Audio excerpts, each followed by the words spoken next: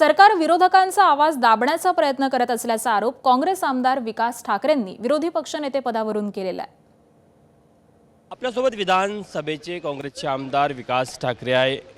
दोन्ही सभागृहामध्ये विरोधी पक्षनेत्याविना हे अर्थसंकल्पीय अधिवेशन होत आणि पहिली अशी वेळ आहे, त्यामुळे विरोधकांचा आवाज कुठे दाबण्याचा तर प्रयत्न होत नाही असं वाटतं का? असं आहे की जो कोणी सत्ताधारी असेल त्या सत्ताधाऱ्यांना वाटलं पाहिजे की विरोधकही असावा।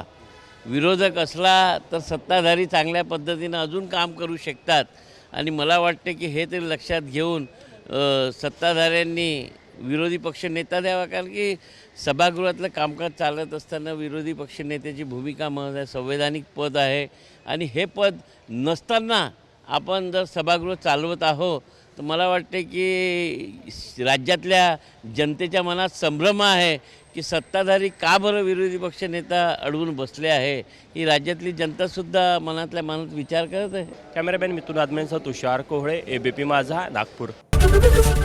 एबीपी माझा, उघडा डोळे बघा नीट।